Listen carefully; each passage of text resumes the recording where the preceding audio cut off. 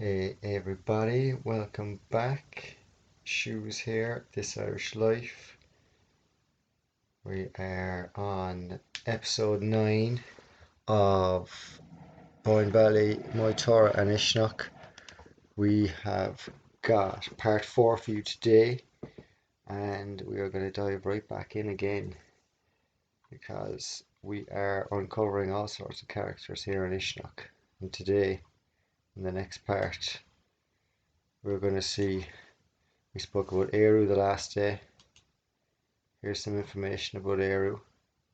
If you want to refresh your memory, pause that and have a read. And then same again. Way, isn't it just fantastic the way things are buggy like?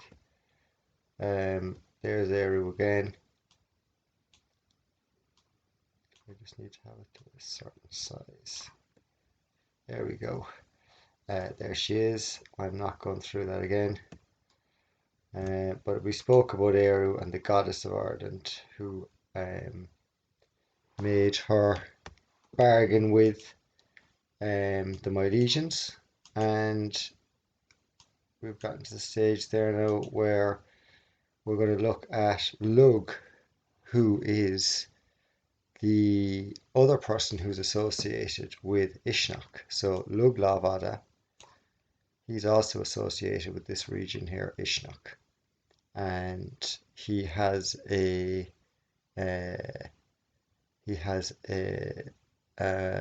story that there is a lake where he drowned at this site, and that he has a cairn named after him.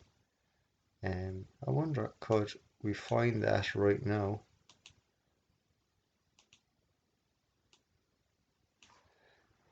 Loch Lug, I think it's called, is it?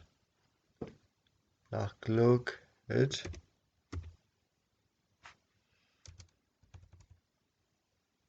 Loch Ludig. Oh, look, here we go. Loch Luaha, maybe? Loch Lubber, Loch Luaha. We're not going to find Loch Lug right now, but anyway, Lug Lavada is associated with this area, and he has a cairn built here in his name. We're going to have a look at this lovely piece of art. So we're going to look at the background first, and we're going to see devastation. These are the star cities. They're in carnage. These guys here are Tuatha De Danann. Apparently this is Aoife. We're going to talk about her in a moment. Look at those fancy shoes with the wings on them. And the horses. This is a unicorn. It's not even a horse. Or maybe it is a horse. Maybe it doesn't have a horn. Maybe this is part of the armor. This lady here looks small. She's far away.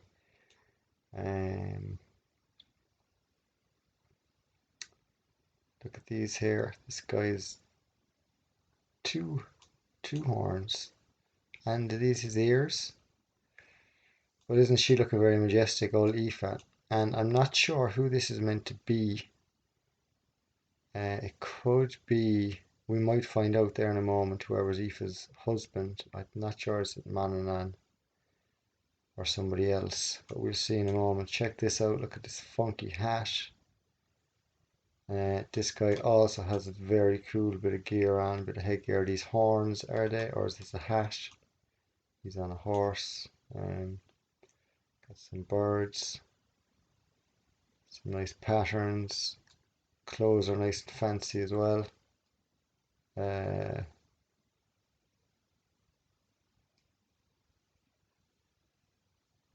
Solid. Solid there, Aoife. The snake on this lad's head. And this here is just radiating. Is this tech, you know? I mean, it's this crystal tech. Is it all just crystal tech? Like the bells were actually crystal tech. Crystal canals were crystal tech. He's got a tree here. She looks very delighted. She's like, yes, the gods are coming. Um, and look at this chap down here. Didn't even see him. He is bold looking fella. So this is the Tuatha Dé Danann, a section of them.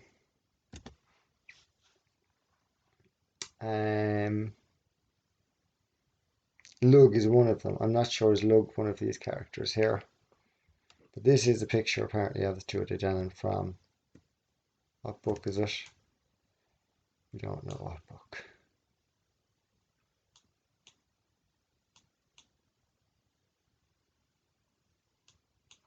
Oh. Get the old next page going maybe. That would be nice. Do we have a last page? Do we have any page? We do. Pops in there now. So. Not again. So man for the opening up. Well, it's open now. So who we're going to introduce right now is a character that we haven't spoken about yet really that much. We did introduce him earlier on when we spoke about Loch Corrib. And Loch Corrib was the lake that was named after Manannán mac Lir. And Manannán mac Lir is a god that kind of predates most of the other gods, and he seems to be related to nearly all of them as well. So he's a very Dagda-like character. He has a lot of the characteristics of the Dagda.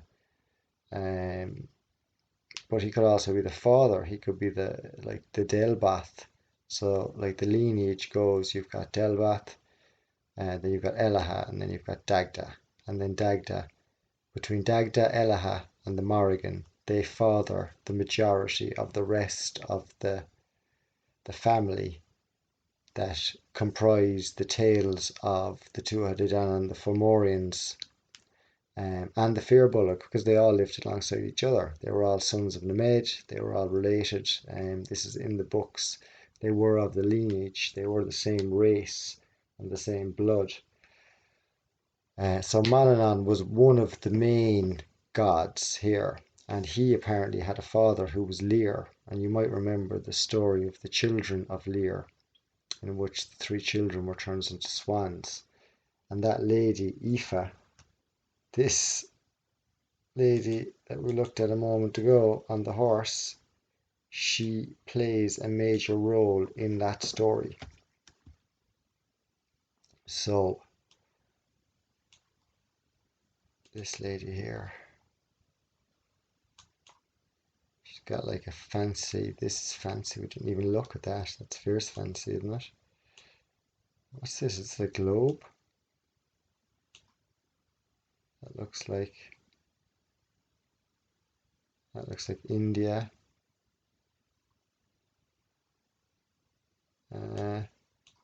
Funny.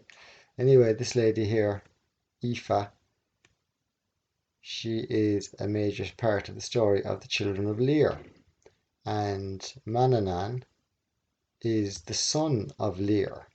So, and Manannán is also the foster father of Lug Lavada, who is buried at Ishnok. So there is a number of tie-ins where the story starts to link up with Eru and Ishnok and the final battles and the Milesians, but also linking in with the previous battles of earlier in the saga, so the battles of the Tuatha Dé Danann and the Fomorians, and all of the battles with the Firbolg.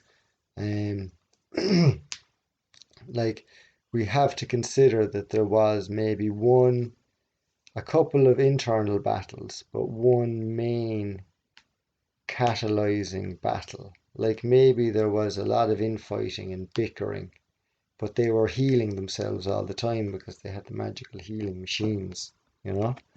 So it didn't really matter. So it was like they were playing a game, they were able to reincarnate themselves, whatever way they were able to do it.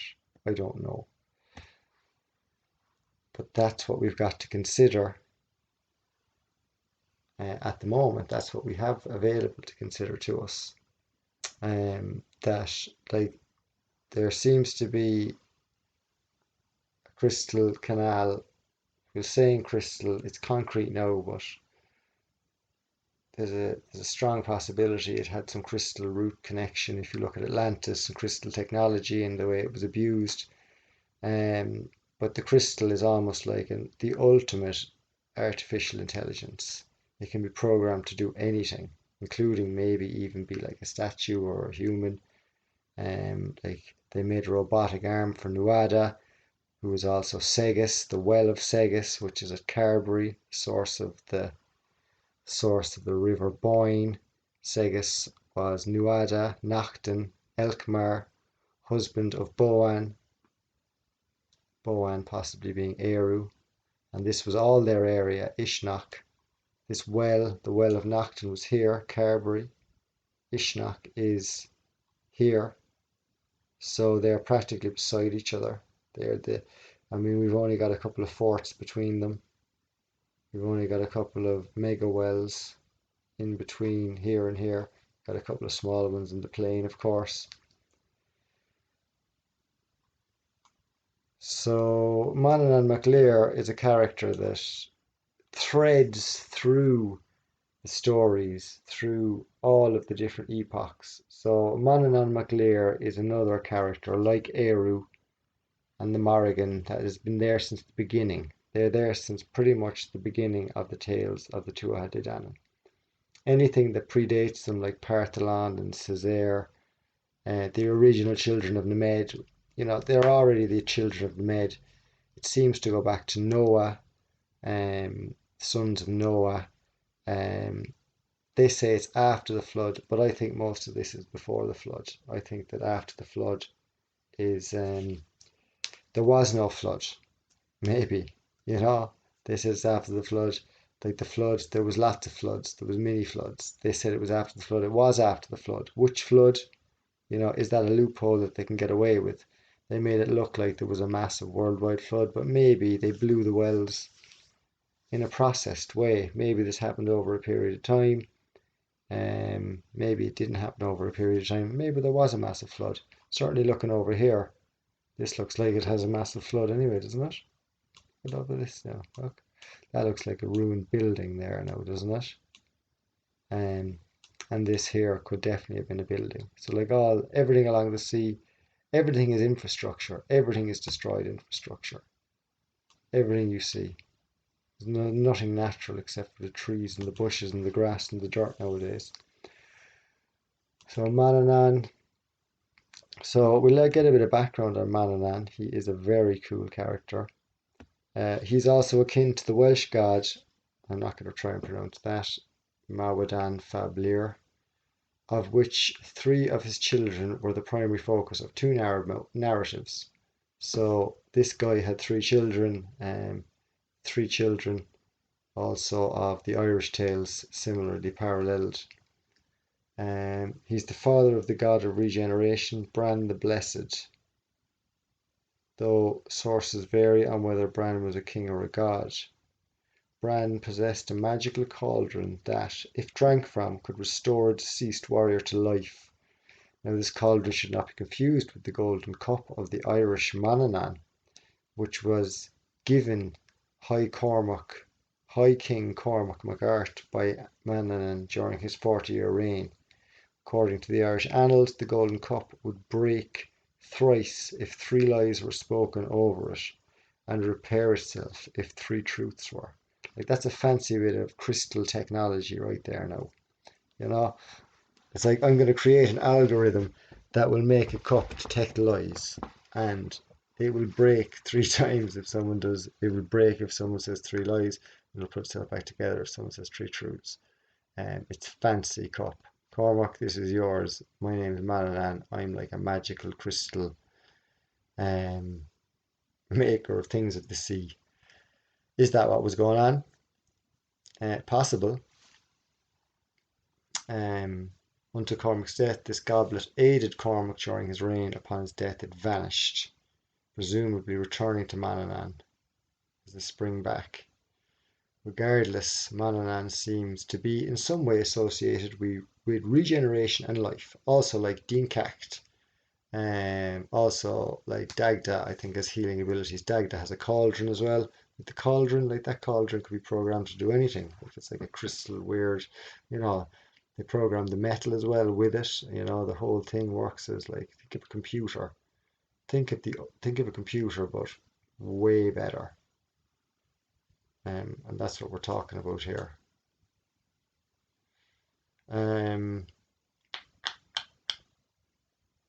Interesting that the stories parallel in different countries, isn't it?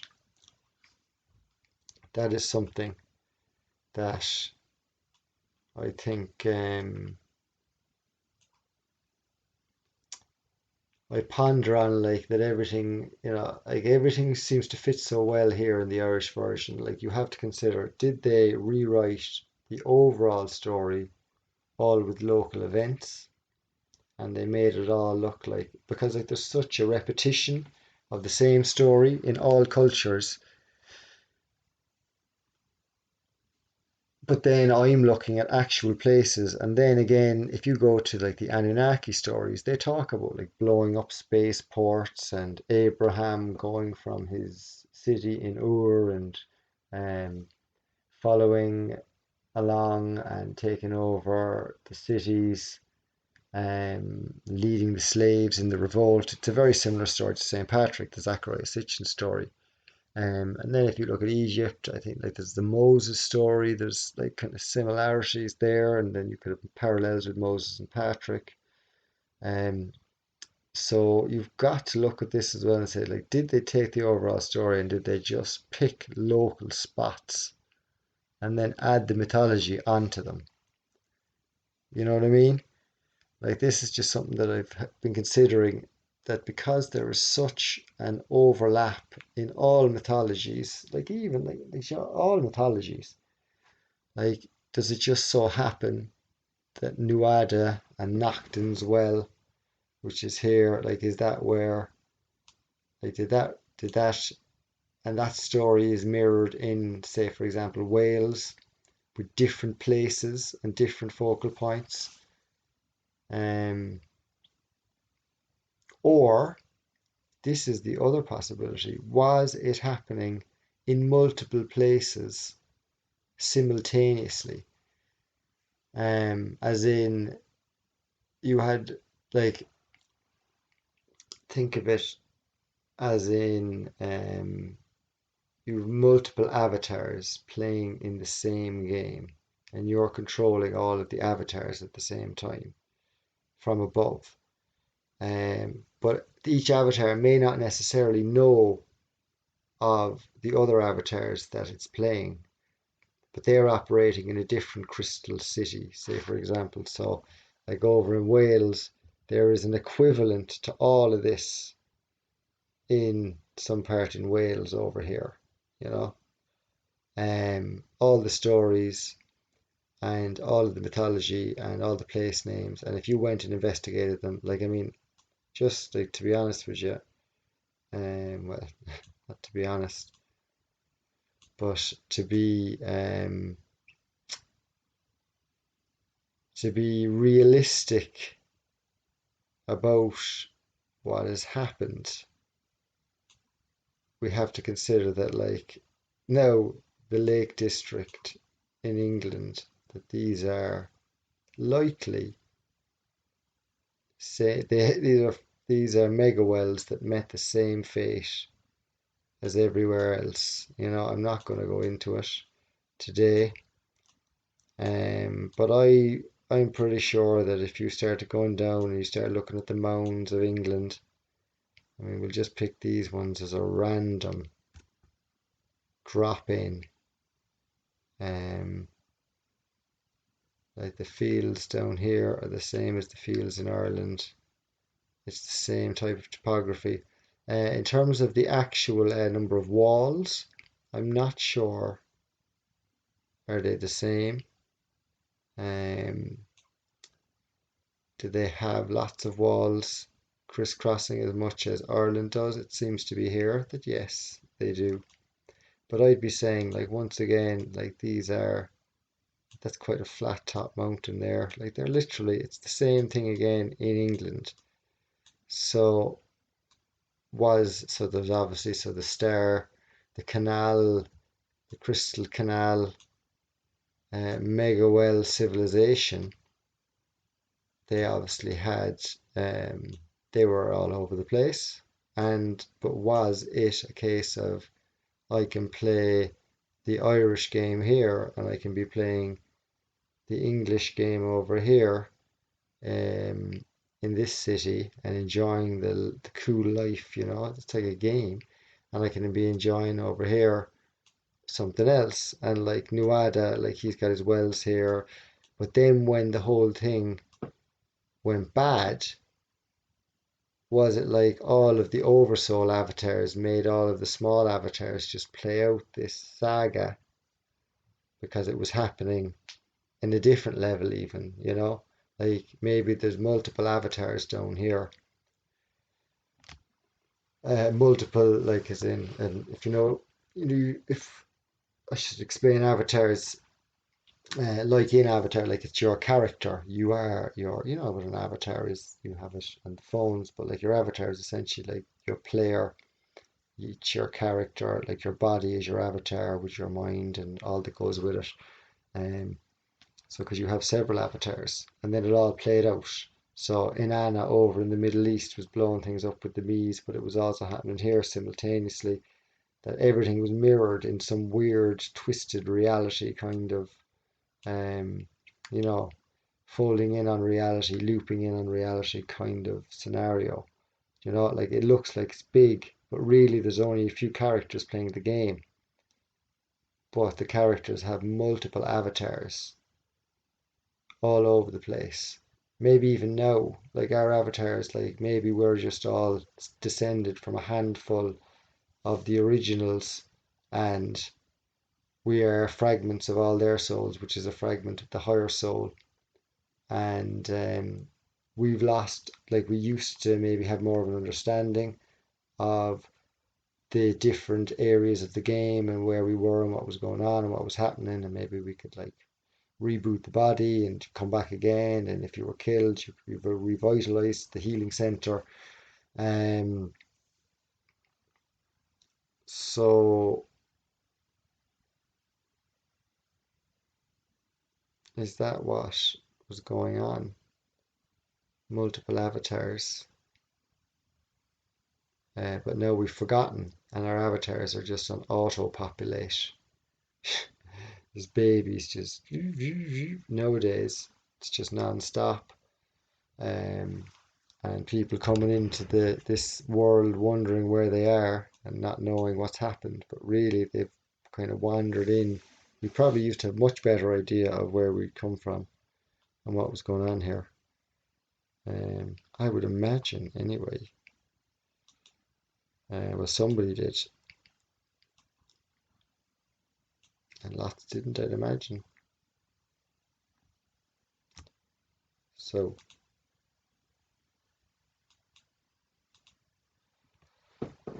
extraordinary magical possessions. So Manannán, we're talking about Manannán, one of the primordial Tuatha De Danann. I think that he's probably Dalebath, or also equivalent to Dela.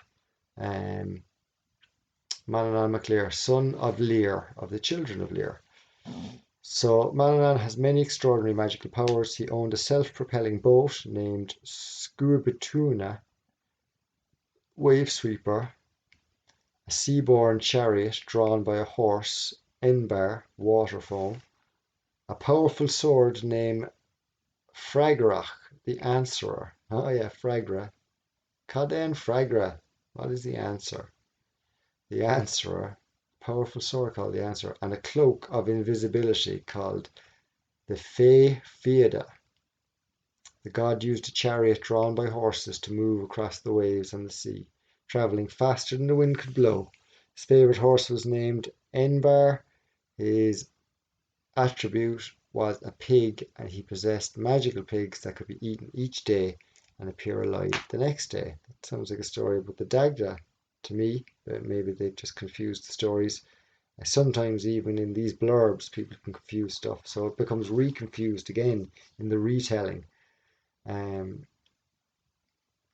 But the fact that they're kind of related speaks for itself, you know. He possessed the ability to change his form. He was a shapeshifter to become any creature he wanted, even a particular mortal if needed. That's like Zeus as well. It's the equivalent to Zeus. He could grant his supernatural powers to others and create illusions of things to make them numerous or make them invisible. So, like very, very paralleling of Zeus here is the shapeshifter, and also Loki is the shapeshifter, so the god of mischief. Like Zeus isn't a shapeshifter. That's one thing I'll say of Zeus. I don't think he's a shapeshifter. Um, he's not known to be a shapeshifter. Oh no, Zeus is, sorry, but Odin, I'm thinking of Odin in my head. I'm getting them all mixed up. But Odin, the Norse god, so Zeus was the king of the gods for Greece, and he had the power of electricity and a magical trident. And he ruled with an iron fist. He was a fairly badass fella and did some fairly wild stuff.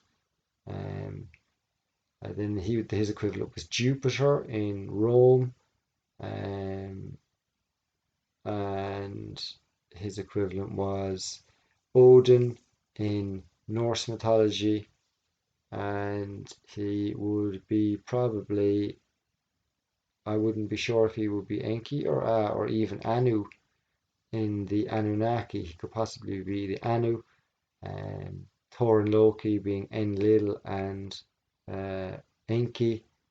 Um, Enki being the geneticist, the master crystal creator, and Enlil being the miner, the master star fort, star crystal city builder.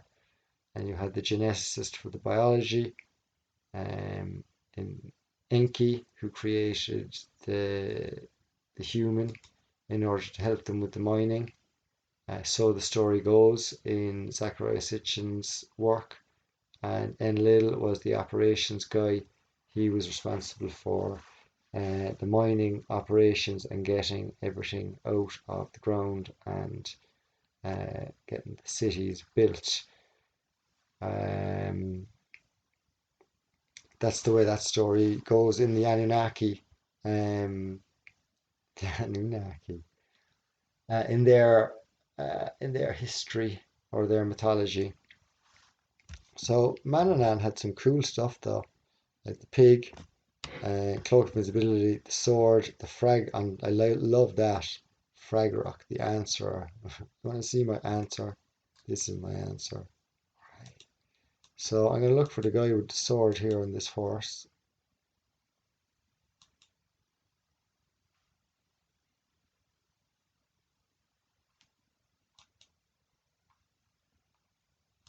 So I'm looking here. I know this is Aoife because we're going to talk about her in a minute. This is the only person I know. This lad here has a sword and he's got a helmet. Is this the cauldron? Is she holding the cauldron? It'll be interesting. Now I'm interested to see, like the children of Lear, like Aoife is the stepmother, I think, of Lear, the father of Manannán mac Lir. So is Manannán one of the ones who was turned to a swan? I don't know. I can't remember the story. I haven't read it, but I just know that it's a super cool story and it relates to this because it relates to this lady and Manannán. I'm thinking this is possibly Manannán. It's got a serpent. I've got no reason though to think that it is, apart from she's holding a cauldron, which may be Manannán's cauldron, and she's beside this guy, so I'm assuming that could be Manannán. I'm sure if I dug into something, it would tell me who these people are, but we're going to carry on. Look at this on the horse. Look at the fine. Like, is all this magical as well. You know, they talk about magic carpets. Like in that world was a magic carpet, because it was the crystal world, you know. With all the Latin, look at her. The detail on this picture is it's just fabulous, man. Carrying on to more Manannán. So Manannán Mac Lir related to Loch Corrib.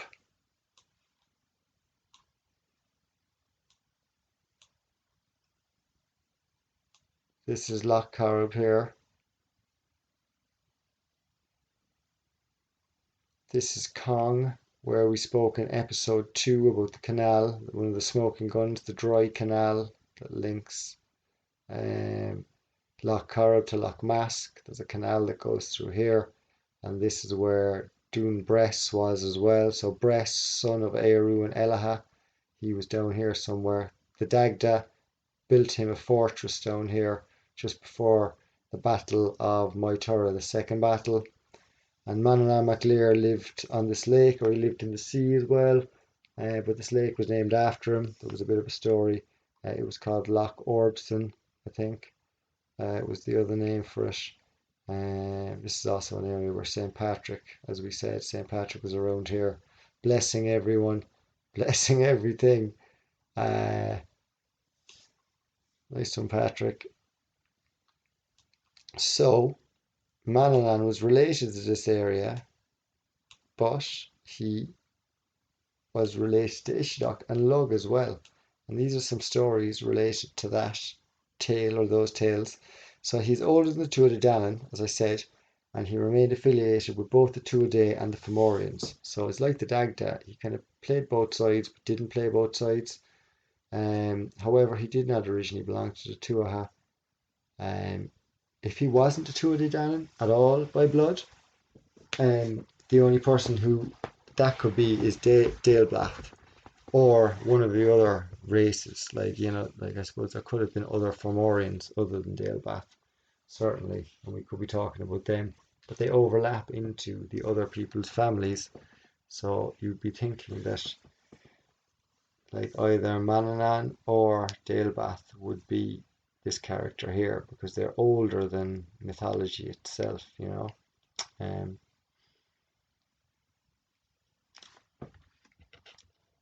I was considering whether he could also be Patrick, but I'm not sure. I think Manannán wasn't an overthrower. He was around too long. I think he was probably Indra. He's probably Enki. He's probably like had enough. He's the sea god as well. So Poseidon, you can link him up to Poseidon as well, like Aquaman. Uh,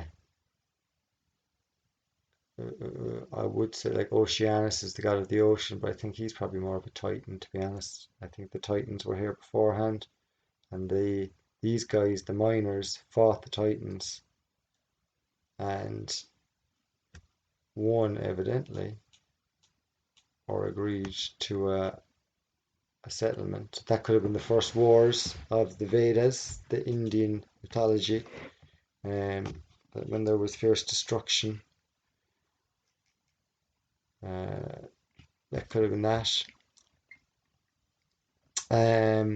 So this is an interesting little bit that I found. This was just on Facebook somewhere. I don't know where this came from. Ruler of the ocean, Manannán Mac Lir, took the young sun god Lug in his arms. Remember, Lug is buried at Uisneach. He held him up so that he could see the whole of Ireland with the waves whispering about it everywhere. You know that by Uisneach you can see all 20 counties, so great place where you can see the whole of Ireland. Say farewell to the mountains and the rivers. Say farewell to the giant wells and the canals and the big trees and the flowers and the grass. So here there was big trees and flowers and the grass too. I don't know where this quote came from, but apparently it's a quote. It looks like it's quoted here, so it must be from something. O Lug, for you are coming away with me. child stretched out his hands and cried, "Goodbye, mountains and flowers and rivers, someday I will come back to you." It's almost like the Jesus kind of character, come back to me, coming back to God, you know. Um, so a very interesting quote. I'll dig into where that came from, but I just came across it there not so long ago, and it was just so interesting. It could be, I'm not sure where it came from, but it's implying that Manannán took Lug away from here. Maybe Lug was never buried. Maybe none of these Tuatha Dé Danann were buried in the mounds. Maybe that's just the story. They went to the mounds, but maybe they went to Tir na Nog. Maybe nobody went to the mounds. Maybe the mounds are just miserable. They look miserable. It's like a terrible looking place, the mountains, but also beautiful, but not for living. Like flies everywhere and everything. Um, God of weather and healing. So he's a healing god as well again. So he's like Dean Cacht. So Dean Cacht was like the son of the Dagda, but he could also have been the Dagda.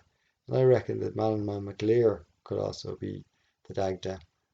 He's a beautiful white Fand who for some time lived as consent with Cuchulainn. So Cuchulainn was in the later cycles. So Cuchulainn, but once again, we're probably talking about the same time. Cuchulainn was probably around during the times of the Tuatha Dé Danann and the Milesians. Like it was all happening together, and it was the one.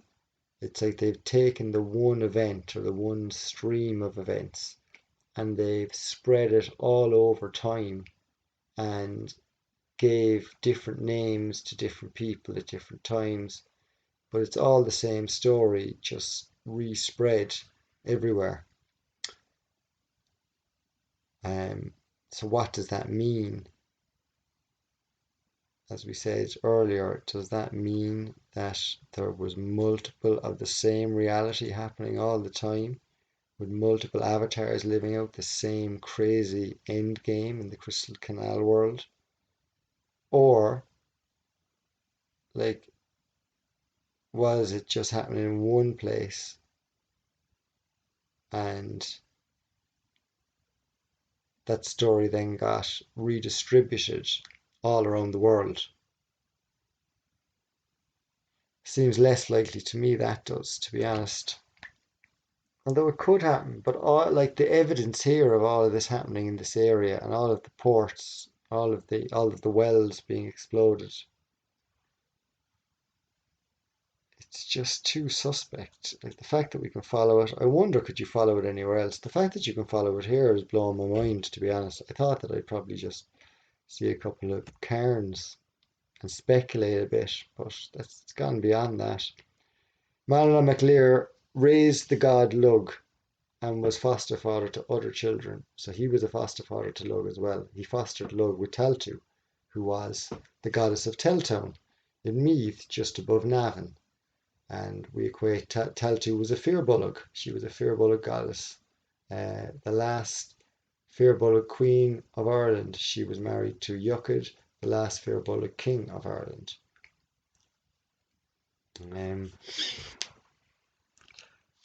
So Manannán was believed to dwell somewhere in the ocean on an island known under different names, one more beautiful than the other, such as Tir Tarngiri, Country of Promise, or Mag Mell, Plain of Joy.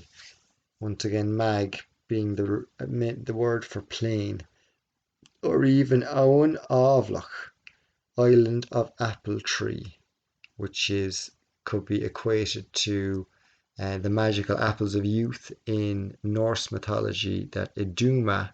So there was a lady called Iduna, and there's a story, Iduna and the apples, and Loki tricks her and gets the apples to some vulture god, I think it was, or some giant that turns into a vulture, shape-shifting titan, Loki. And this is what the story goes. So there's a garden of apples, magical apples that keep the gods young, and she gives them an apple every day that keeps them young and blemish free. The gods of Asgard, Odin and Thor, and all their cronies. So the island of the apple tree. So you'd wonder, it's almost like it's the game, it's the Dagda's game. He's popping around, just doing what he likes, multiple avatars. It's like Krishna, like when Krishna in the Vedas, he talks to Arjuna. So there's a giant battle in the Vedas, and Arjuna speaks to Krishna, and Krishna is the God in the Hindu religion, like Hare Krishna, not the Hare Krishna religion, that's a different thing altogether. But Krishna is the Christ, Krishna, um, and he speaks to a guy called Arjuna about um, the battle that's coming up. So there's a great battle coming, and Arjuna he's the master of weapons, and Krishna has a big long conversation with him about life and reincarnations and saying to him that I am you and you are me. We are all Krishna, but you just haven't realized. Um, but he's the ultimate Krishna who goes around.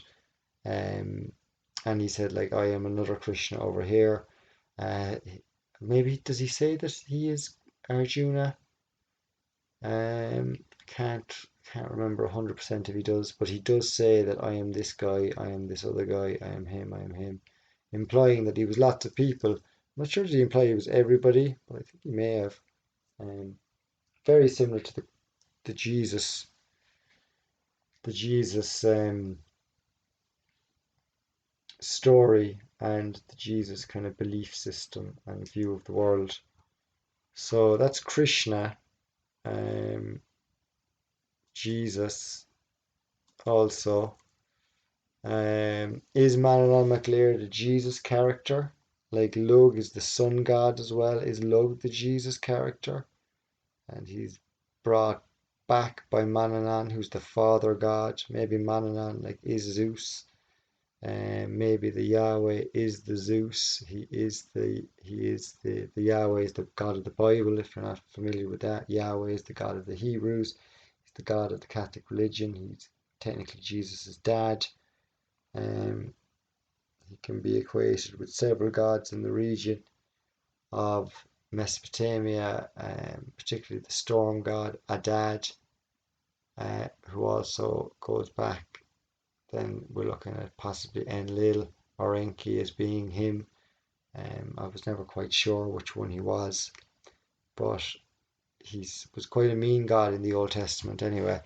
That fella, whoever he was, he laid waste to a lot of places. I wonder is that what was happening in the Old Testament wars, like the taking down of Jericho. Like was Jericho just like the well was blown again? It's like that was the war. They literally maybe it was with the vibration, the sound vibration. Blow the well. Maybe that was the plan. They created a weapon that could blow the wells. How could you defeat the crystal civilization? Create a weapon that can blow the wells somehow, or get someone to open the wells for you. The only way you could create a weapon to blow the wells if you knew how the wells were made.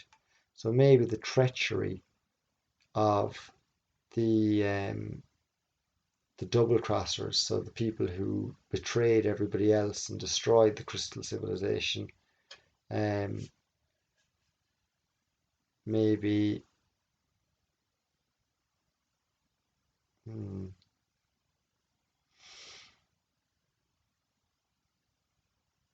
just gathering my thoughts here.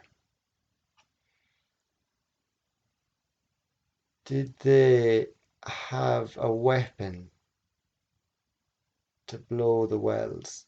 So that would mean they need the plans of the wells to blow them, to create the weapon. So it's almost like in Star Wars with the Death Star, where they have the plans of the Death Star and they think that they can use the plans in order to find the weak spots. But maybe that's flipped, mirrored, like the good guys have the plans. But maybe what if the bad guys have the plans to blow the tech of the good guys, who are all warring with each other, who aren't necessarily good actually, in fact. They're psychotic for the most part. These gods and demigods. Um, But if you had the plans, somebody gave you the plans, like the Queen gave you the plans, you could blow all the wells.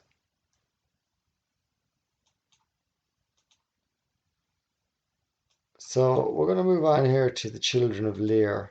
And I know we're doing a lot of talking and there's a lot of text up in front. We've got a couple of pictures. But I think like we've seen a lot on the land and there's only so much you can look at those lands and those forts. I mean, I think at this stage, if you've come this far, you're of the mindset that we were living in some sort of a Star Canal metropolis that had gigantic fortresses everywhere with very little signs of what we call natural formations. Everything is very suspect when we look at it with these sets of eyes and consider the star pattern underneath the mud, plus the mountains being covered. They have a cave and tunnel systems in them. They have very suspicious patterns, and they're just very anomalous looking anyway. Same with the mounds, very anomalous, all have subterranean complexes, cairns and mounds and souterrains. Just once again, very anomalous, very unusual features that are difficult to account for. And that being said, we can only look at the land so much now, I think. And like from an Ishnok perspective, we looked at Ishnok, and I think that the final back characters of the story are about to be kind of displayed here. And maybe it might shed a bit more light on what was going on. So I'm going to read a little bit here from the story of the children of Lear. And this lady is Aoife, as I said. So here we go. Manannán is extensively recognised due to the tale of his offspring, recorded quite bluntly in the Children of Lear, though Lear's spouse varies by text. In Táin Bó Cúailnge, the battle raid of Cooley, she is found, for instance.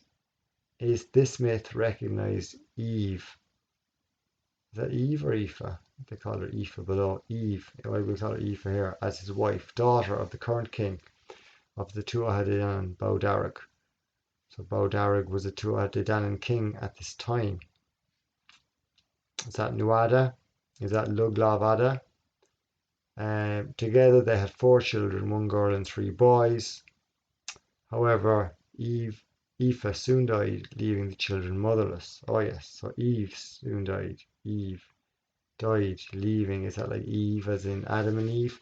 Eve died, leaving the children motherless. Their aunt Aoife was sent by Bowdarag to replace her. So Eve died, Bowdarag, it was Bowdarag's daughter. So this girl in front of us is not Eve. This is not Eve. This is Aoife. Eva. Not Eve apparently. So Bowdarag sent a replacement, and this is the replacement, this lady that you're looking at with the green eyes and the superb hat.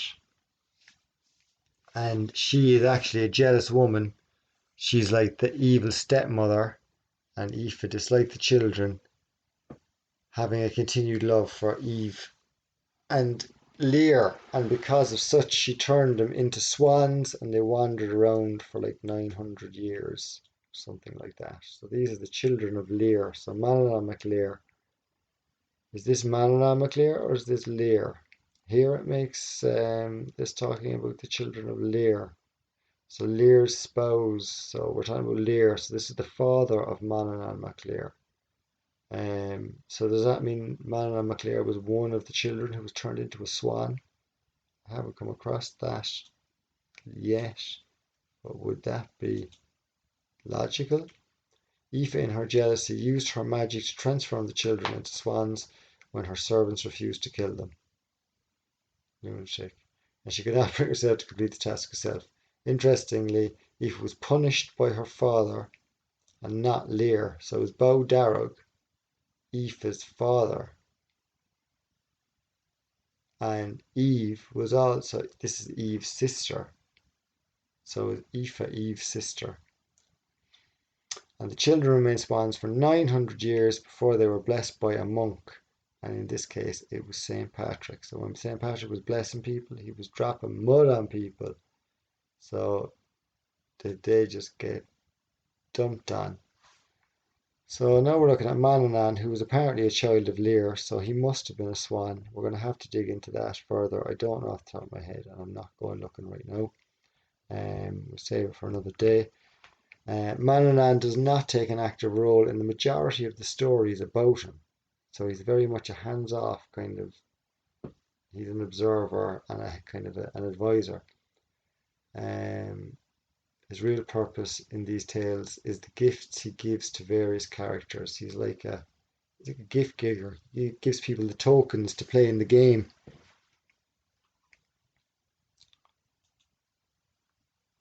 And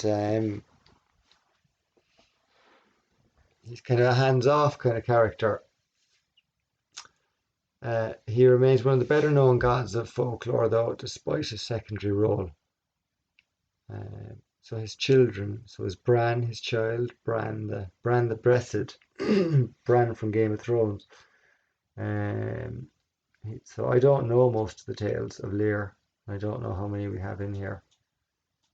But I'm sure we'll have enough to piece together the tale. So what we got here, this came up when I looked for a picture of Lear. I'm not sure where it came from or what it depicts, or if it's old or new, but it does certainly have a look of old about it, with fancy helmets. I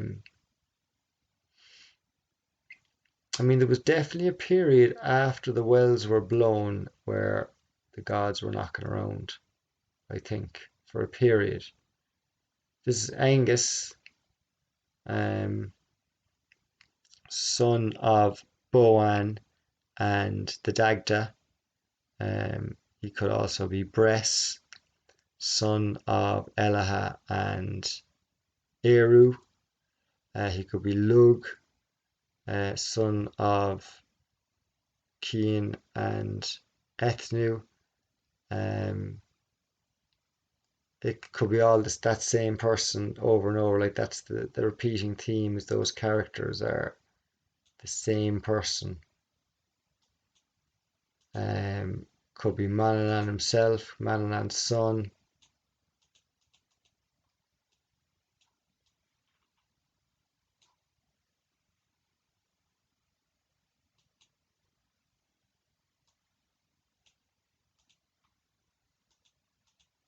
Where is the button? Clickety click, clickety click. We're about time to wrap up here. There is no button. It's the end. You forget. So I'd say we're wrapping up at this stage. We're going to have an episode 10. It's going to be a wrap up episode. We've got all the characters here, all the stars of the show. Tuatha De Danann. We've got the Firbolgs. We've got the Fomorians. We've got the Normans. We've got the Milesians. We've got the Partholonians. We've got the Nemedians. And we're thinking they're all the same people, essentially. They lived in gigantic mega star crystal canal, mega star crystal canal fort cities that covered the landscape from head to toe. And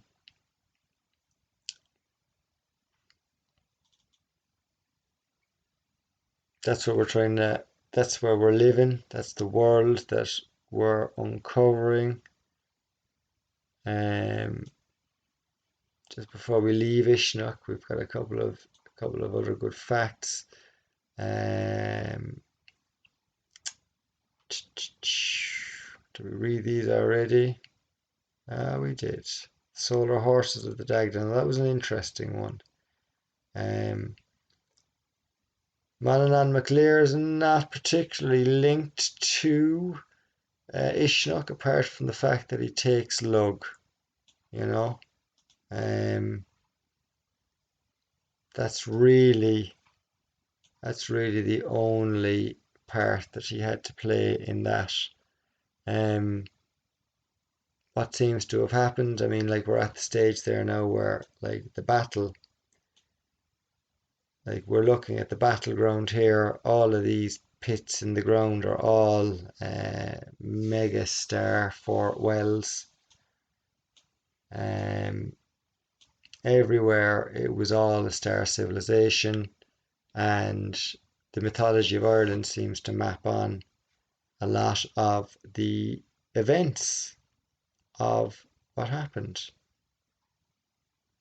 And to end this episode, I think we've got a little bit of time to spare. Let's get a couple of minutes in. Where we on? It is tight for the hour, and we're not having an episode 10 or an episode part 5. But here we are in Athlone. This is the mega canal of Athlone running through it, the River Shannon and Shunnen. Don't know what the mythology of that is. Let's see, can we spot a church or a cathedral? Athlone Cathedral before we go. Something nice. Something that's not Greenfields.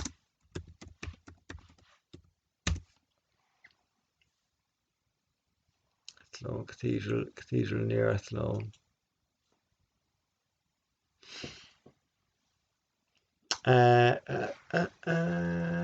Can we see any?